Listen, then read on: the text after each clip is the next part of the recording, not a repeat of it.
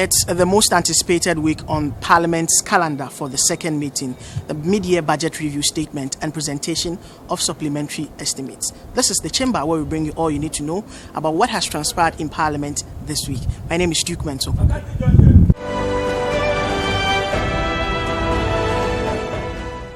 It's been an interesting and exhilarating week in Parliament. Finance Minister presented the mid-year review statement and supplementary estimates to the House. But before that, there were a couple of issues that dominated headlines on the floor of Parliament and in and around the House. For more, here's the recap of the week's activities in Parliament.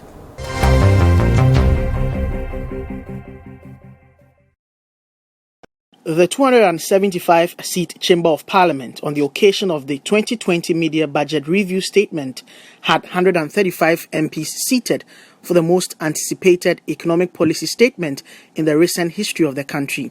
The sitting arrangement put in place clearly indicated how abnormal the times are due to COVID-19. The Finance Minister, Ken Ofori-atta, in a presentation that lasted for more than 2 hours, highlighted the impact of COVID-19 on government projections for the 2020 financial year. The expected GDP growth of 6.8% is expected to drop to 0.9%. According to the minister, other indicators have also taken a hit. Updated fiscal estimates indicate that revenues are expected to fall short of the 2020 budget target by 13.6 billion cedis, 3.5% of revised GDP, arising from shortfalls in petroleum receipts of 5.3 billion Ghana cedis, non-oil tax revenue of 5.1 billion Ghana cedis, and non-tax revenues of 3.3 billion Ghana cedis. Mr. Speaker, expenditures, on the other hand, are expected to increase by 13.1 billion Ghana cedis, 3.4% of revised GDP, reflecting mainly expenditures on COVID-19 preparedness and response plan, provision of health infrastructure, coronavirus alleviation program, capitalization of National Development Bank, security, elections, and payment of outstanding claims. Ken Ofori-atta outlined the measures government has taken so far to cushion Ghanaians and announced the 100 billion Ghana Cares program of the Akufo-Addo administration. I'm happy to announce that in the coming weeks, the President will launch a 100 billion, Mr. Speaker, Ghana cedis development program, an ambitious and unprecedented 3.5-year program called Ghana Coronavirus Alleviation Revitalization of Enterprises Support Program. The Ghana Cares Program, Mr. Speaker, or Bantampa Program, which will anchor the comprehensive transformation of our society. To fund the programs and projects in the COVID-19 era and beyond, Ken Ofori-atta requested 11.8 billion Ghana cedis in supplementary estimates. We therefore request a supplementary budget of 11 billion 896 477 566 cedis to enable us continue this extraordinary task. The minority, at a press briefing in the hallways of the House, described the statement as one that is empty, shocking, and disappointing. We are hearing for the first time that government has spent or intend to spend 11.1 billion Ghana cedis on coronavirus expenditure alone. 11.1 billion cedis. Without giving us breakdown of what the money has been used for. This is sad and it's not acceptable. We thought the minister would have used this golden opportunity to provide us some breakdown of what the 11.1 billion Ghana cedis has been used for. Unfortunately, it is all Bible quotation and nothing in the budget statement. Apart from that, I'm shocked to the bone to have heard that the original budget has said that they are going to borrow additional 18 billion. Only for us to be told today that the government is going to borrow about 44 billion Ghana cedis this year. 44 billion.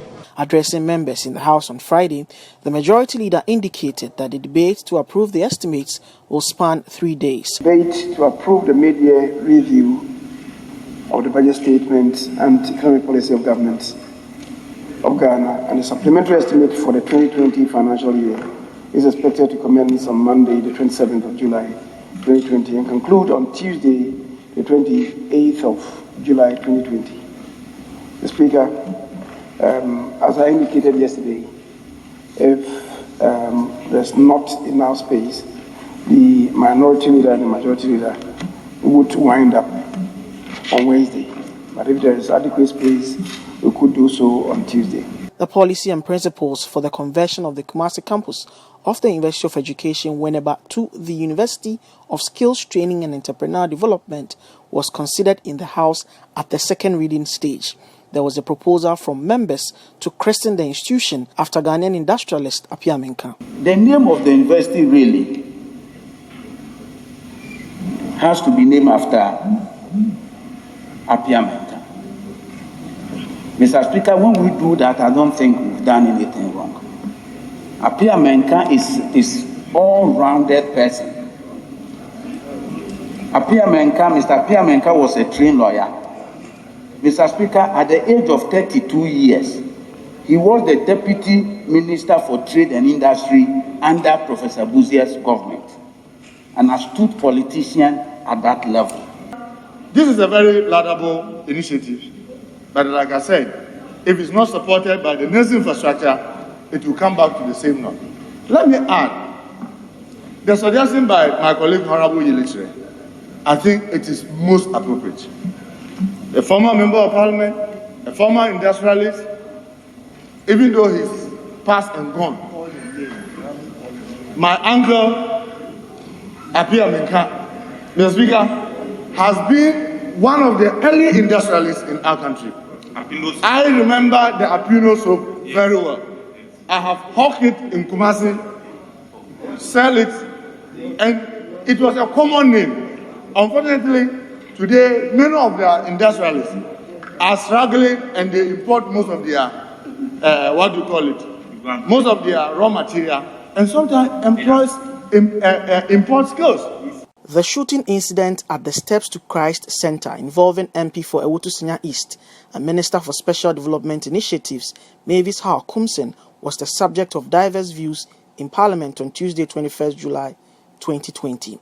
MP for Kumbungu, Ras Mubarak, was of the view that Kumsen must be hauled before the Privileges Committee of the House. There's an option I am exploring, that a motion would be filed for her to appear before the Privileges Committee and answer some questions. Because you see, what she did at the polling station could have serious implications. Because when you fire shots and somebody else has a gun on him or her, the person out of panic may also decide to fire back in a crowded area. You know what would have happened? Somebody could have been hurt. And as we speak, I would encourage you to do your checks on the ground. Some of the bullets she claimed were warning shots ended up in people's shops. The Minority Chief Whip and the First Deputy Majority Chief Whip, however, disagreed with the suggestion from the Kumbungu lawmaker. What is right is right. What is wrong, regardless of who is involved. Look, Parliament, we have a challenge. And this privilege committee, we ourselves think that it can be used more for external people than internal people. So I have proposed an ethics committee. It is now into the new standard. I want to believe if we had ethics committee, this would be straight without even raising a doubt. Privileges, well, you've seen how we've done. When some of us speak carelessly and, threaten people and do all manner of things, you bring the person to privileges, and we've failed. We've just failed ourselves, and we've failed our citizens, that we cannot even act to hold ourselves in check. It doesn't lie in your mouth to just say because she shot a gun, we should call her to the Privileges Committee, where we have a very strong body like the police to do investigation and come out with facts. Why should you waste our time as Privileges Committee to come and do what? And the Privileges Committee, yes, when you have a very able body like the police to do that, and you are calling on members of Parliament to I don't think so. I disagree with you. and those who do that call. The president, in a televised address in June, announced that all frontline health workers will receive an additional allowance of 50% of their basic salary per month for March, April, May, and June. Updating the House on the COVID-19 situation in the country, Dr. Bernard Okuboy said 6,000 health workers have been classified as frontline staff. This list, which currently stands at approximately 6,000 workers, is one that can change depending on cases confirmed in facilities and the number of people involved in the management. I am happy to mention that 6,000 health workers that were vetted and validated as having been in direct management of confirmed COVID cases have had their 50% basic salary for the month of April hit their accounts. Any health worker that is determined as having managed a COVID case but not being in the current list would be evaluated and captured if in the reviewed list. The list is a dynamic one that changes with the current situation. The commitment to health workers by the Akufo-Addo government remains unadulterated, firm in its creation and focused on its efforts to overcome this pandemic. Mr. Speaker, the Ministry of Health and all relevant stakeholders have sat and settled on who qualifies as a frontline worker.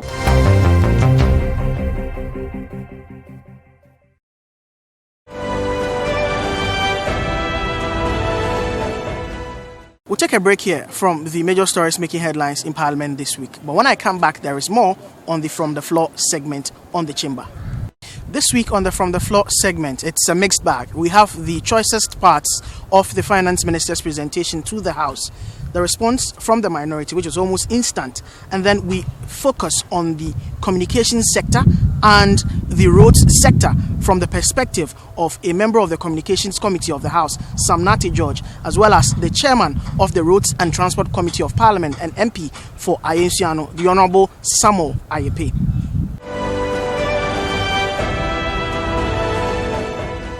Speaker, the CAP Business Support Scheme of 600 million cedis was designed to specifically support micro, small, and medium-sized enterprises and was launched by His Excellency President Nana Addo Dankwa Akufo-Addo on 19th May 2020. The scheme is part of the 1.2 billion cap approved by Parliament to address the disruptions to economic activities due to the pandemic. To date, more than 64,000 Ghanaians from all the regions have benefited from the scheme. The scheme established the Adom Microsoft loans to micro enterprises, which are being dispersed through the Vodafone mobile money platform. The Anidasu soft loans targeted at small and medium enterprises will be dispersed through participation financial institutions. Mr. Speaker, through the scheme, TIN registration in Ghana increased from approximately 110,000 a month to 815,449 from 9th May 2020 to 30th June 2020, thereby supporting government's agenda to formalize the informal sector. Mr. Speaker, in addition to the interventions, government through the Bank of Ghana responded to the COVID-19 related challenges in the banking sector with a suite of policy measures designed to cushion businesses and the economy at large. We targeted syndicated lending of 3 billion Ghana cedis. Mr. Speaker, I'm happy to announce that the banks have reported loan restructurings, moratoria, and new facilities of over 7 billion cedis in the past 4 months. Mr. Speaker, the COVID-19 National Trust Fund established under Act 1013 in April 2020 had mobilized about 53 million from individuals, churches, corporate bodies, staff of organizations, non-governmental organizations, groups, and associations, among others, as at the end of June 2020, including, Mr. Speaker, this August House. Out of this, an amount of 32 million have been used for the same period. Mr. Speaker, the scale of this pandemic has deepened the strategic partnership between the state and non-state actors, especially the private sector. Mr. Speaker, the Church of Pentecost as a humanitarian gesture and in keeping with recent social partnership arrangements, offered the Pentecost Convention Center at Gomoafete as an isolation sector for infected persons. Similarly, the Catholic Church released a host of its facilities located across the country to house and treat infected persons. The 140-bed capacity Ghana Man Soccer Center in Pram Pram, owned by the Ghana Football Association, also served as an isolation center. The work of the traditional churches, charismatics, Pentecostal churches, and our Islamic leaders continue to uphold our people. To help mobilize critical support from the business community and help government respond promptly to the pandemic, the private sector set up the Ghana COVID-19 Private Sector Fund to provide critical interventions to Ghanaians. Mr. Speaker, in a commendable effort towards increasing the country's infectious disease treatment capacity, the private sector fund has undertaken to construct 400-bed facilities, each with a 21-bed intensive care unit, a level 2.5 laboratory and staff block in Accra, Kumasi, Tamale, and Takoradi. The first of these four, which commenced through a virtual sword cutting by His Excellency the President on 17th April 2020, is expected to be commissioned by end August 2020. This is real partnership at work. Mr. Speaker, at the very height of the pandemic, overnight, planes stopped flying, buses were empty, city centers were deserted, churches were closed, offices empty, and hotels shut down. The experience of this pandemic has come along with real lessons that have implications for Ghana's socio-economic development. Mr. Speaker, COVID-19 has taught us that a lot of the things we did not believe possible are possible. The enticing emergency social support and economic stimulus packages announced by G20 and OECD countries must ignite our passions for our country and re-energize our effort to create prosperity for all our people. Mr. Speaker, I believe we must not waste this pandemic.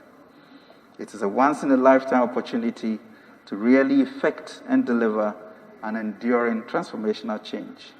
We are called upon to remove the unspoken limits on our ambitions and critically examine all the boundaries we imposed on ourselves. Mr. Speaker, we must have courage and be audacious in repositioning Ghana and Ghanaians, not only to mitigate this pandemic, but to implement programs that will transform our country. We should change our approach to our development and dare to do the impossible. Under the leadership of President Akufo-Addo and informed by broad consultations, we have prepared the Ghana COVID-19 Alleviation and Revitalization of Enterprises Support, the Ghana Cares Obatampa program, for this very purpose. Mr. Speaker, the Ghana Cares Obatampa program is an unprecedented, bold, and audacious 100 billion program for us to reimagine and re-envision our future like never before. It is sequenced in two phases, Mr. Speaker, a stabilization phase that runs from July to the end of the year 2020, and a medium-term revitalization phase will accelerate the Ghana Beyond Aid transformation agenda. Mr. Speaker, with your permission, I wish to highlight the main elements of each phase of the program. Mr. Speaker, the stabilization phase of the Ghana Cares Obatampa program would ensure food security, protect businesses and worker incomes, strengthen the health system, and attract private investments and support Ghanaian businesses. Mr. Speaker, government will intensify support for farmers through the Planting for Food and Jobs and Rain for Food and Jobs program, will aggressively facilitate access to financing the rice millers to enable them to purchase paddy from rice farmers. In addition, will provide financial support to the National Buffer Stock Company and Ghana Commodity Exchange to enable them stores and trade stocks as needed to smoothing out supplies on the market. Mr. Speaker, government will inject liquidity into a system to ease cash flow difficulties of businesses and protect workers by honoring obligations to contractors and suppliers in a timely manner. Building on recent good experience of sourcing from the pharmaceutical and textile and garment sectors, government will expand procurement from local producers for its goods and services. Mr. Speaker, we are mindful of the fact that some businesses may have to shed some labor in order to survive. In the unlikely event that this happens, government through the Ministry of Employment and Labor Relations is collaborating with social partners, labor and employers to establish a national unemployment insurance scheme.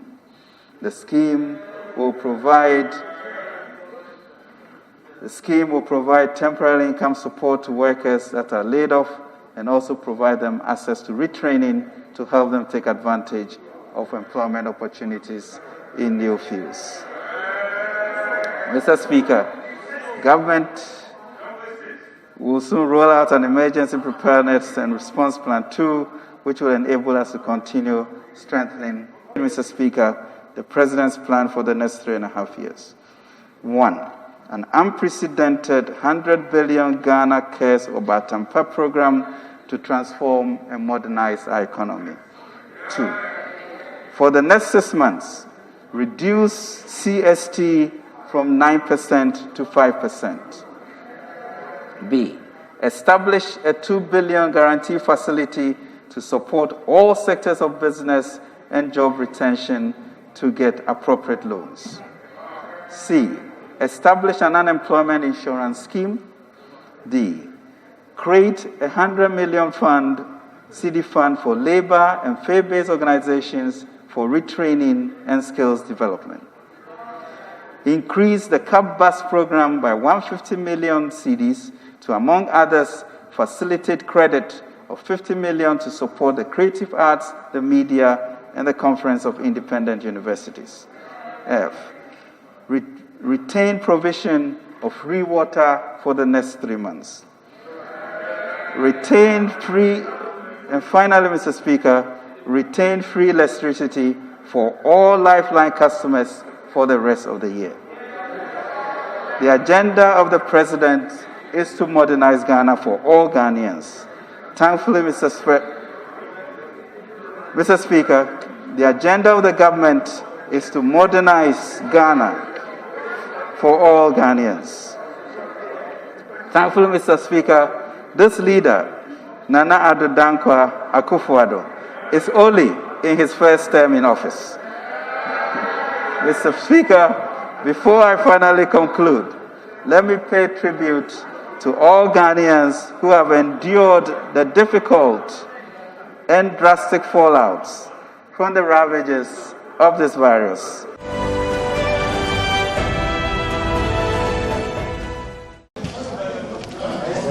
Let me start by saying that today I am disappointed as a Ghanaian, and I'm disappointed in the Akufo-Addo government. Why am I saying this?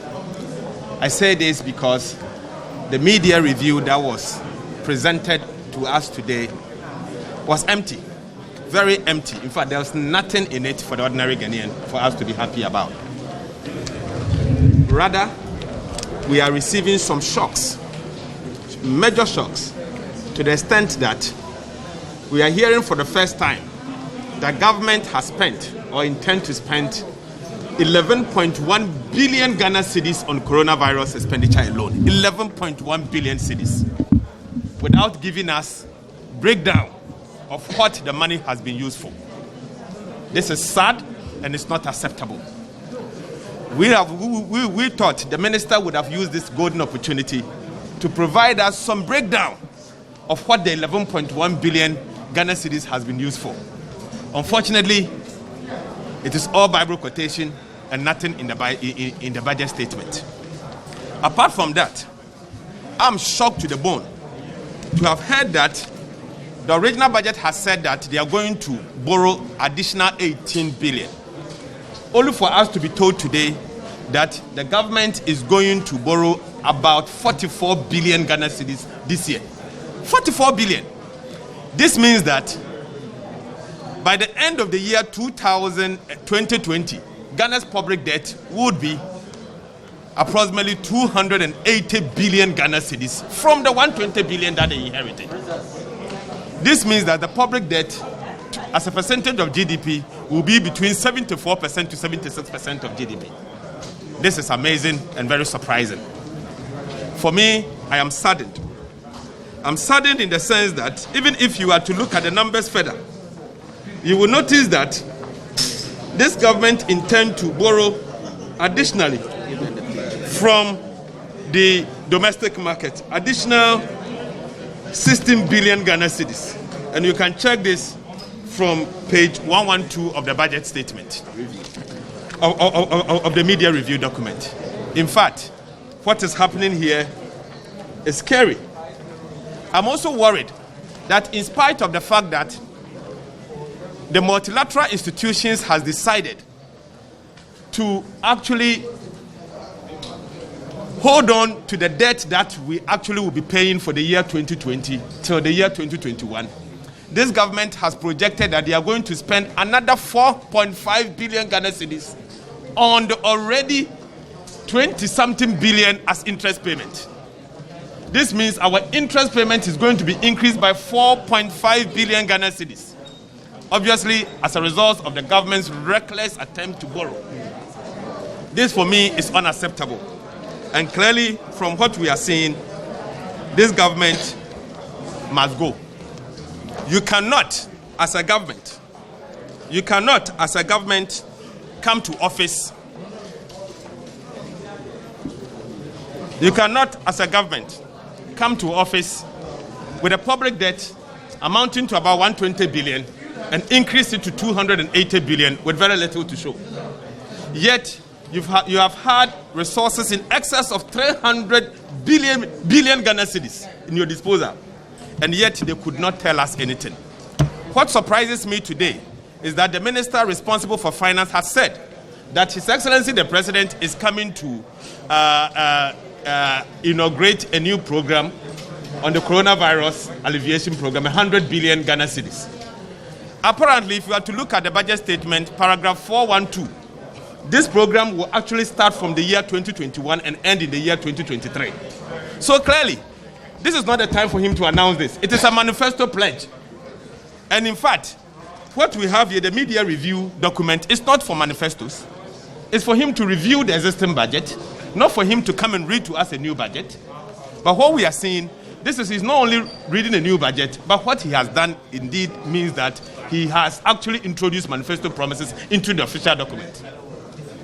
I'm surprised, and I'm actually urging the ordinary Ghanaian to be mindful that this media review brings about nothing.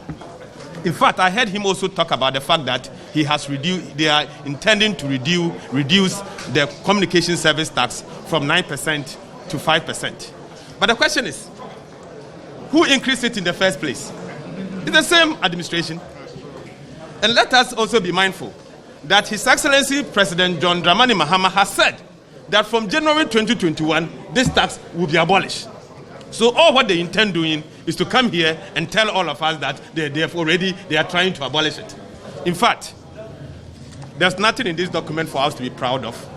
And we in the minority wish to serve notice that from Monday, we are ready to debate this and subject it to the scrutiny that it deserves, because it has nothing, but rather it has brought, or is going to bring to ordinary Ghanaian some pain and hardship, because there's nothing in this budget that will alleviate our suffering. This is a failing government, a government that has already failed, and we are all aware of that. And let no one be deceived that this budget is going to bring us the hope. It is clear that this administration has spent 11.1 billion Ghana cedis on coronavirus without accounting for it. It is also clear that they have increased the public debt as at 30th of June 2020 from 120 billion to 255 billion. And they are going to spend additional 30 billion to increase the public debt to approximately 280 billion. Clearly, they have failed. The year of roads has turned into year of borrowing and showing nothing. So I will end here, and I have my colleagues here. They will also try and speak a bit to the matter whilst we wait for Monday and we'll come for the debate.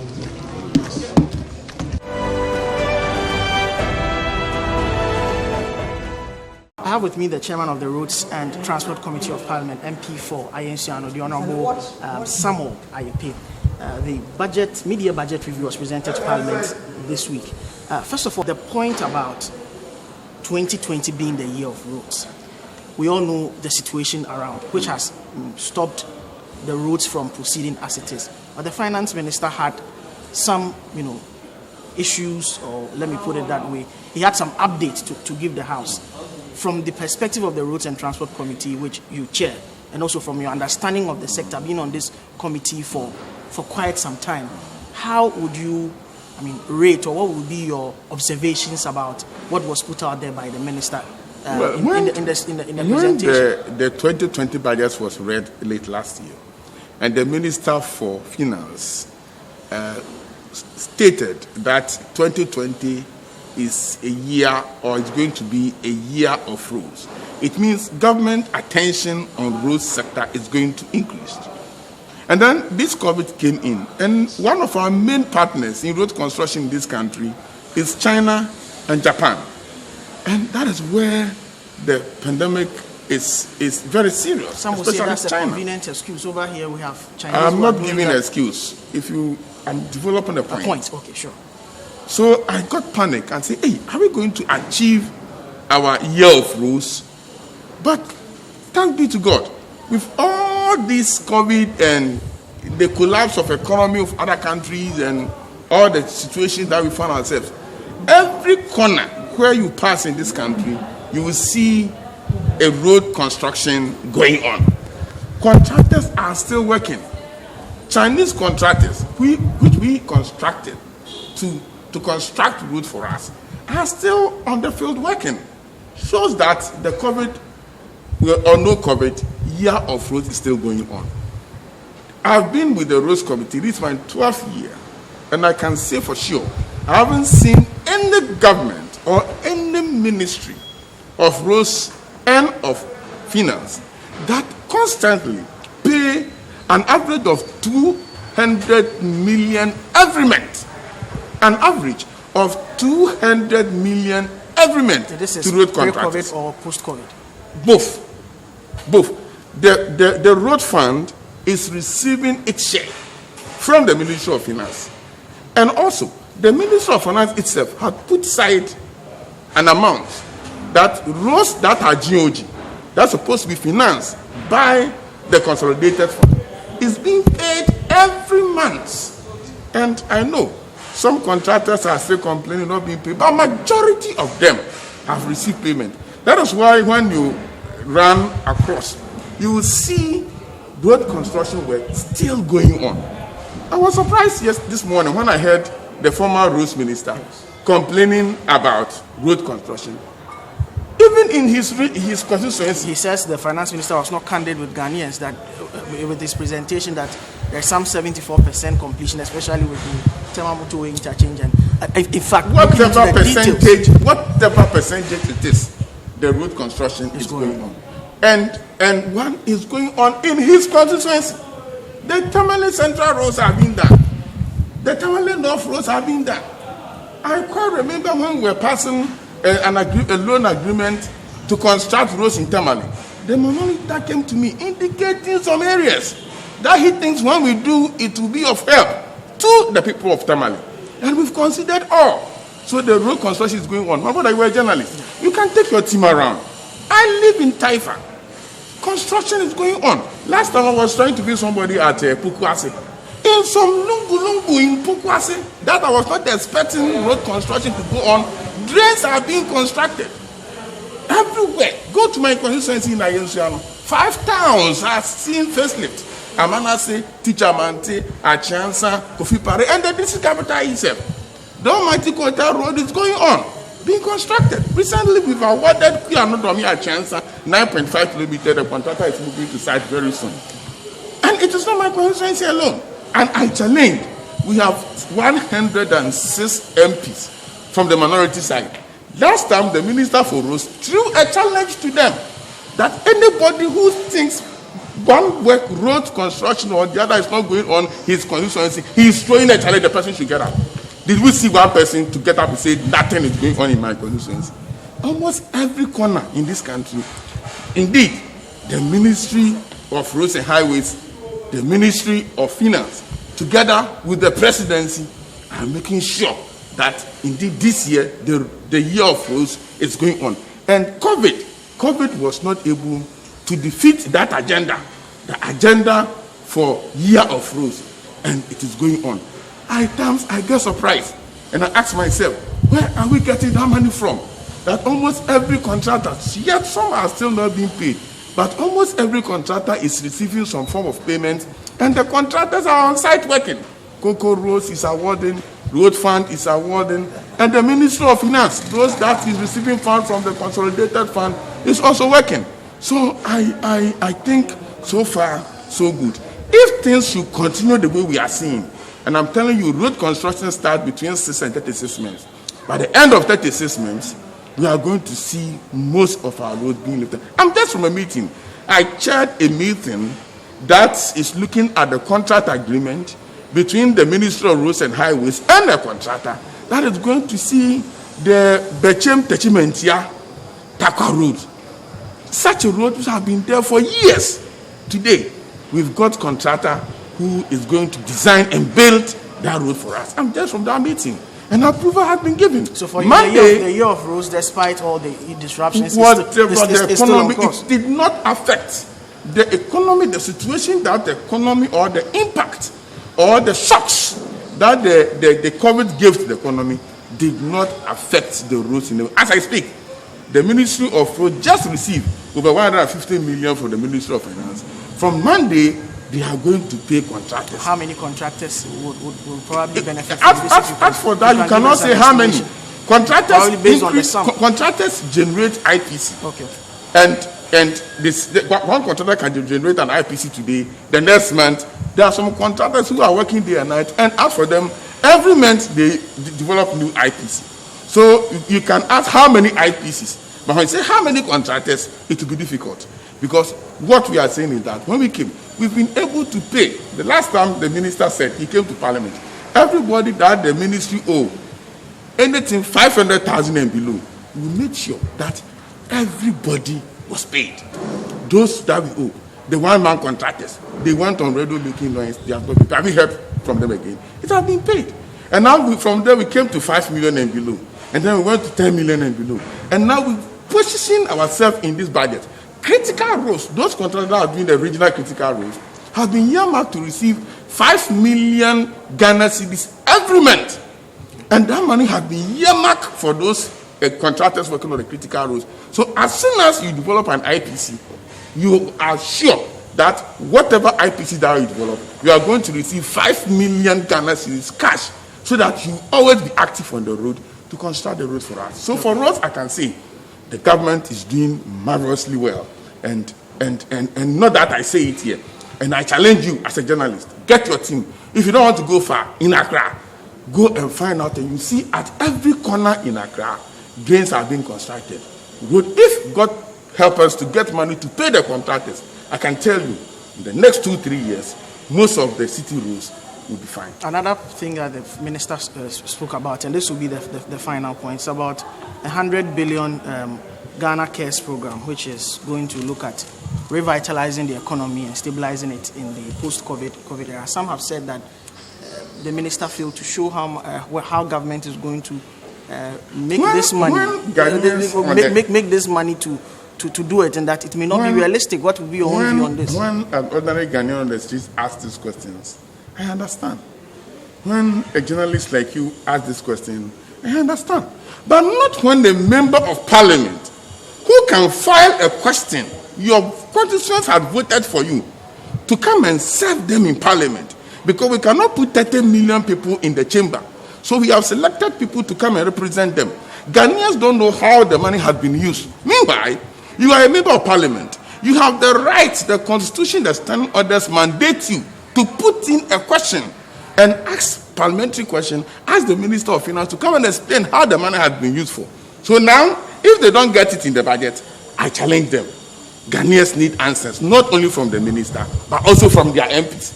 MPs who don't know how the money has been used should put in a parliamentary question.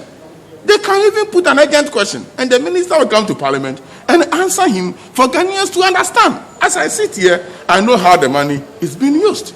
And I can tell you that is the money.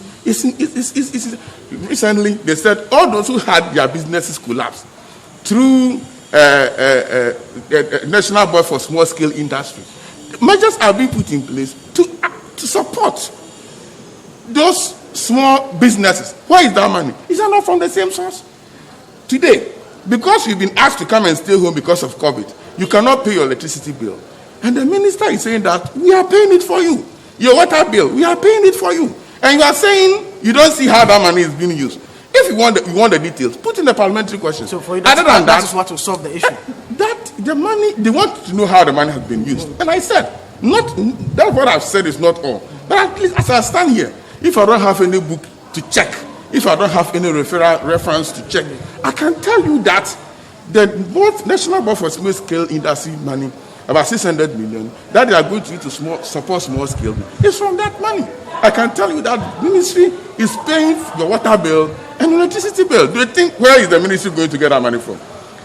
Just recently, about a month ago, ECG came out to say that government has paid everything, even the PESWA, that old government has paid ECG. Where do you think that money is coming from? Because you've asked them not to go for electricity bill. Meanwhile, you own ECG, you haven't paid. How can ECG survive? So ECG came out to say that government has paid them everything. So if you turn around and come and ask me how that money has been used for, well, then I don't know what you mean. Put in a parliamentary question if you're a member of parliament. Okay, your final thoughts. My final thought is that this is a very good budget. And as the president put, we are not in normal terms. So, normal times. So definitely, we will not get it as perfect as we've been getting it. But this is the best media budget that I've seen. You've been in this house for years. And if you want to be fair to yourself as a journalist, I think this is the one. And my shock and my surprise is the fact that members of parliament who have been in this house for years, I came to this house in 2009 with Honorable Atufosun. He was so fortunate that he has been served as a deputy minister of finance. And he doesn't know the difference between a manifesto and the budget. Today, they are mixing the two. They don't know the difference. We don't read manifesto promises, but the Minister of Finance will not come and stand in front of Parliament to read manifesto. Manifesto is different from budget. Budget is projections, review, projections, and figures. So it comes with policy. Can a manifesto change a tax? Can a manifesto remove a tax? It cannot. Manifesto is just what you think when you get power you can do. This is telling you that I have the power, and this is what I'm doing, and this is what I'm coming to do. So the difference is clear. So somebody like Honorable Atufosun, who has been in this house for 12 years and had opportunity to serve as a deputy minister, will take this media review and say that it is just a manifesto. Then I'm sad. What are we telling Ghanaians? Are we trying to throw dust into the eyes of the ordinary Ghanaian? Please, this is a manifesto. This is a budget, a media review budget. And its characteristics is different from a manifesto. Thank you very much. You had with me the Honorable Chairman of the Transport Committee, the Honorable Samuel Ayepe, also MP for Ayensiano. He's been sharing with me what he makes of the media review statement that was presented in Parliament this week.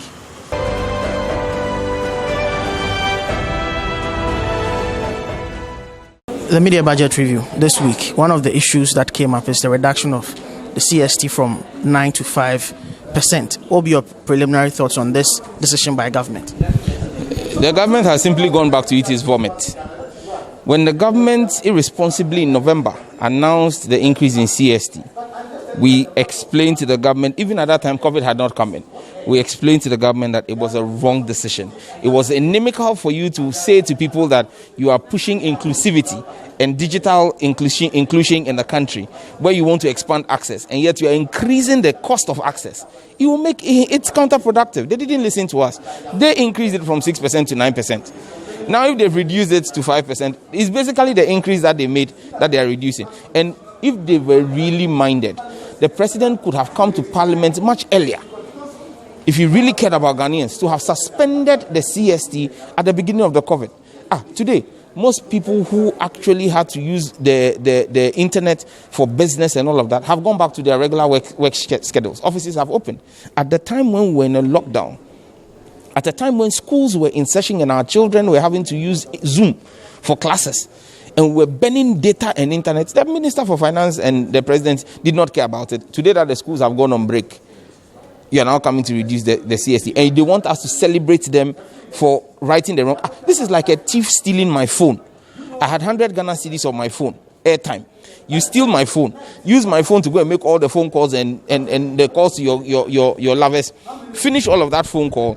And when you realize that there's a search going on and you'll be caught, you bring me back my phone with only 10 cedis credit on it, and you say that you brought me back my phone with credit. What about the 90 cedis you have? Is it not commendable that at least this decision sounds as one that is, that is one that is, dynamic and seeks to address the current challenges, because people have to work from home. The need for data at an affordable time is much more needed now than ever, if I may put it that way. There is nothing dynamic about this. President Mahama had announced in one of his digital engagements that we're going to reverse it.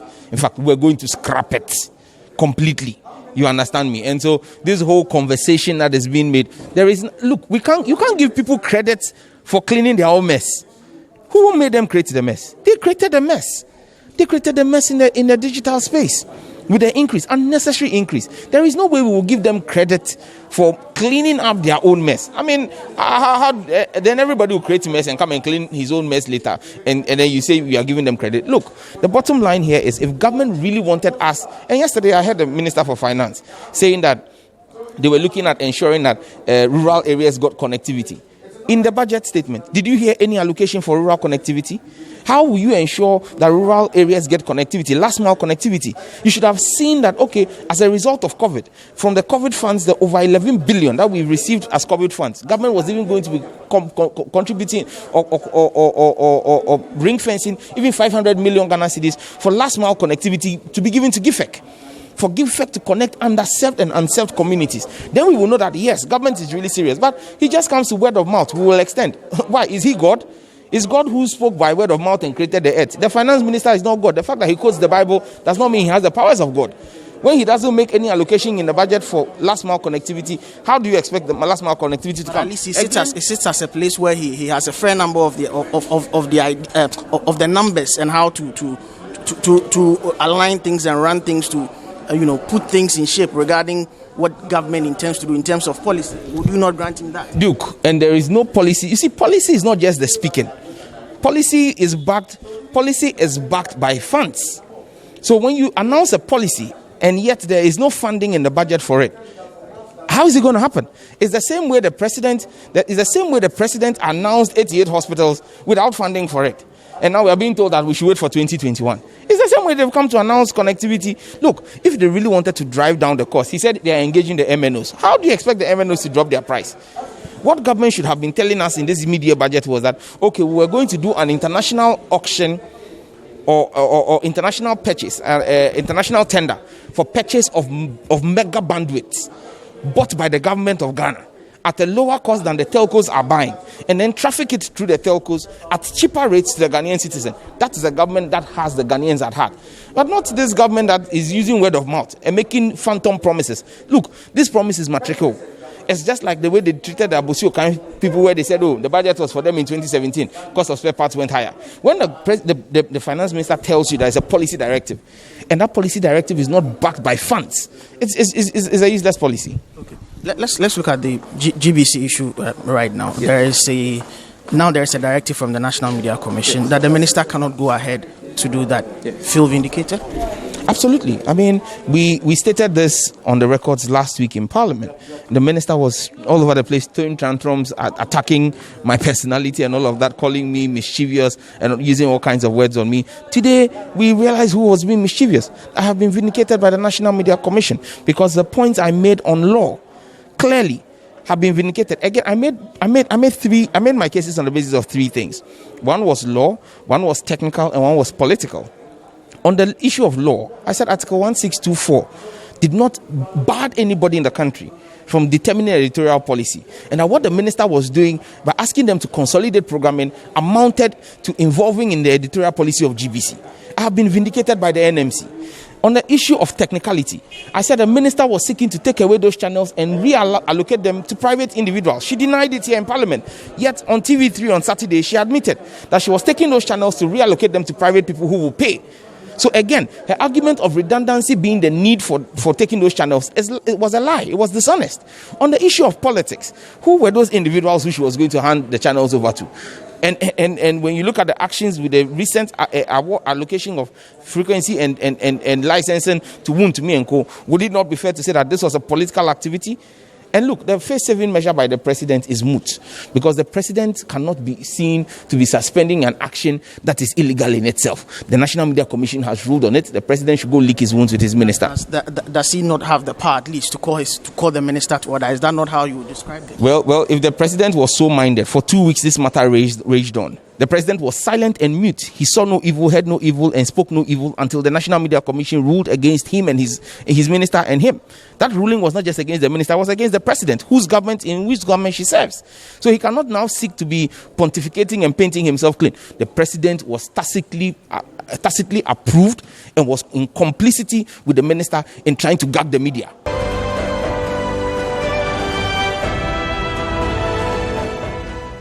So the varying interpretations to the presentation of the media review statement and request for supplementary estimates from the perspectives of various members of parliament, depending on the sector that they are in or they represent, has been presented to you there and in the on the floor segment. We'll take a break here. When I come back, there is more on the chamber. Hello and welcome back from the break. This is Duke's View, where I share my opinion on the various issues that have transpired in Parliament this week. This week, the big subject is the media review statement, which was presented by the Finance Minister, Ken Ofori-Atta. Of course, the atmosphere was different. The look and feel of Parliament was different, obviously because of the fact that we are not in normal times. A 275-member chamber was reconfigured to 135 members in terms of even the sitting arrangement and how things were done. This is the backdrop that influenced the presentation of the Finance Minister. Of course, with a GDP projection of 6.8%, which was, projected or that was the outlook for government for the 2020 year. That has been reviewed to 0.6. That is the indicator that should tell you how things have changed from November 2020 when the initial budget was read to now when the statement has been reviewed. Another big matter is the request for 11.8 billion Ghana cedis from Parliament as supplementary estimates because government's projections have been affected. Of course, even revenue has underperformed. Obviously, because the traditional means or modes through which government gets its revenue from the ports, from exports, all these have been disrupted by the global pandemic COVID-19. On the presentation itself, I think that some of the measures that were given out are bold.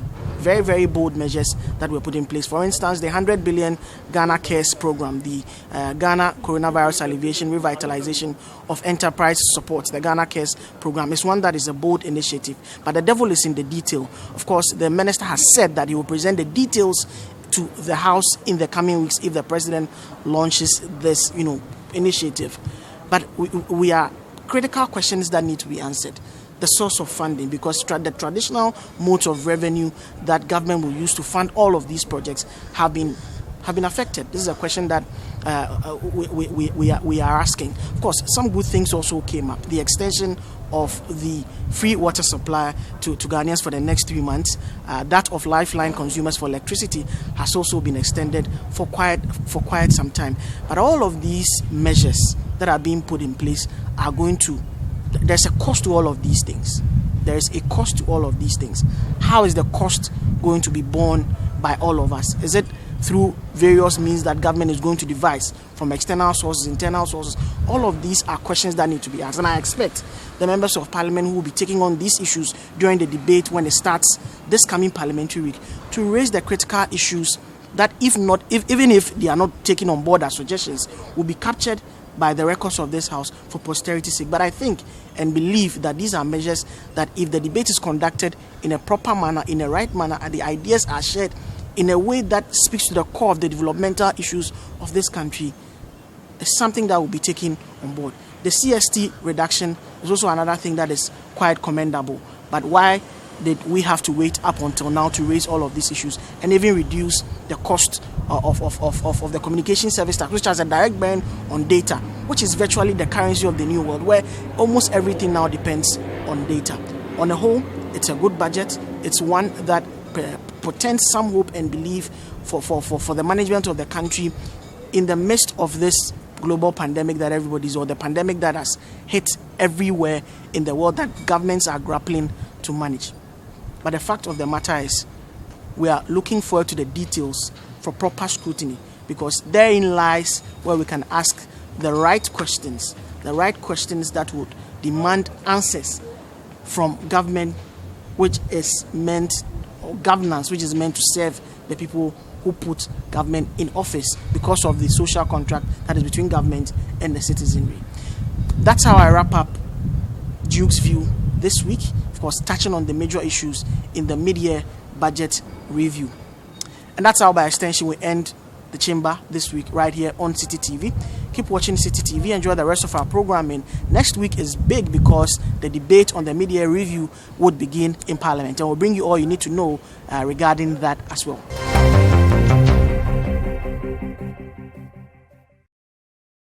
So that's how we wrap up this week's edition of the Chamber right here on Citi TV. Enjoy the rest of our programming. My name is Mensah Opoku.